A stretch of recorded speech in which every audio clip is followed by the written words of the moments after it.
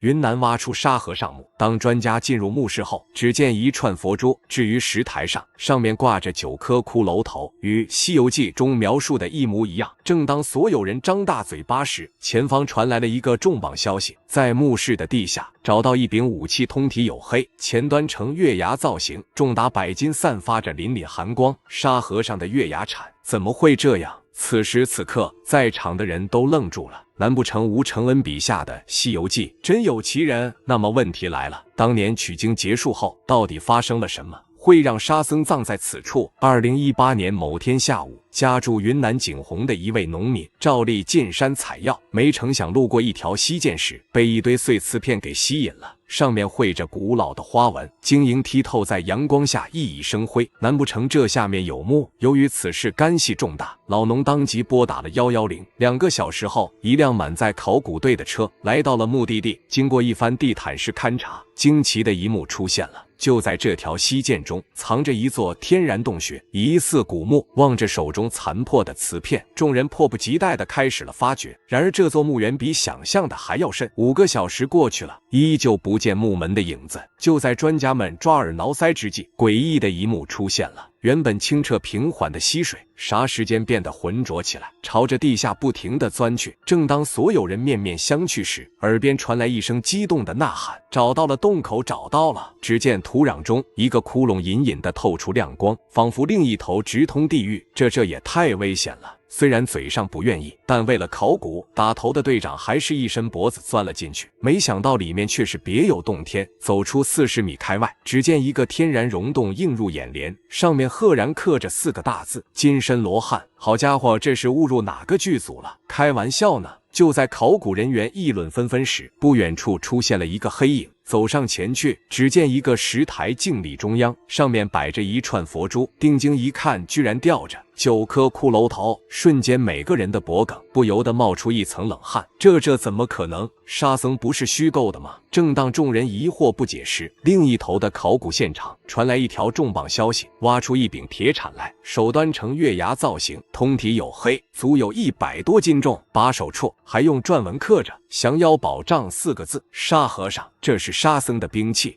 此时此刻，考古人员接受了沙僧墓的现实。接下来他们按照老规矩，将整座洞穴掘地3尺，希望可以找到墓志铭。然而遗憾的是一无所获，甚至连那柄月牙铲也因为腐蚀严重，失去了研究价值。无奈之下，众人只好把目光瞄向了大堆文献，以息在浩如烟海的史册中找寻这座墓的蛛丝马迹。结果不查不要紧，想不到在最初的取经队伍中，沙僧不仅是武力值担当，同时还是唐僧的2徒弟，而好吃懒做的猪八戒则是垫底的。就连他的出身也是大有来历，并非什么玉帝身边的仆人。因打碎了琉璃盏贬到流沙河，他人送外号深沙神，能力不在4大天王之下。每次施法时背后会升起100尺金身，手中的月牙铲更是正轨驱邪，无往不利。关于他的故事，中唐时期的西游话本有着清晰的记载。某日，唐玄奘误入流沙地带，此处距敦煌800余里，人困马乏间，唐僧误打了水袋，导致命悬一线。就在闭眼时，一位神将从天而降，他长得怒圆睁，身高100尺，二话不说，举着月牙铲就朝唐僧砍了过来，吓得玄奘拔腿就跑。事后他才明白，原来这位神将就是他取经路上的护法深沙神。在后续的描写中，只要唐僧身处险境，这位大神就会显现金身，施展法力助其脱困，而他的能力更是不在大师兄孙悟空之下。那么问题来了，这样一位大神，怎么到了后来成了牵马挑担的边角料角色？这其中又发生了哪些不为人知的故事？随着沙僧墓的问世，西游话题再次引爆热搜。更巧的是，在不久前，猪八戒墓、孙悟空墓一个个被找到了。其实从考古角度来看，他们并不是什么水火不侵、上天入地的神仙，只不过曾跟着唐僧一起西天取经，将佛法传入中土，立下了汗马功劳而已。之所以会被塑造成火眼金睛、身怀36变的形象，只因为悟空和八戒的原型全都是膀大腰圆、身材魁梧的练家子，而沙僧更是不遑多让。最早的《西游记》版本描述他一口气烹杀了9代取经人，因而才有了脖子上那串骷髅佛珠。由此可见，当年的他在取经队伍中绝非唯唯诺诺、任劳任怨之辈。不久前，根据西游中的描述，专家们判断唐话本中提到的流沙河十有八九正是今天新疆的广袤沙漠，其间流淌着塔里木河，绵延千里不曾断绝。而这里正是申沙神沙僧第一次和唐僧相遇的地方。只可惜因为时间太过久远，到了明朝年间，吴承恩编撰《西游记》时，为了衬托孙悟空伟岸超凡的形象，便将沙僧一贬再贬，沦为了侍奉玉帝的卷帘大将，甚至还长着青面獠牙、一脸络腮胡。更因为笨手笨脚打碎琉璃盏，被囚禁流沙河，终日忍受万箭穿心之苦。好在彼时中国还是万邦来朝，日本的遣唐使将沙僧原本的高大形象请回了东瀛，直到今天，坐落于京都的寺庙中还供奉着沙神像，他手执武器，仪态勇猛，在漫长的演变中已贵为日本本土密宗佛教的护法天神。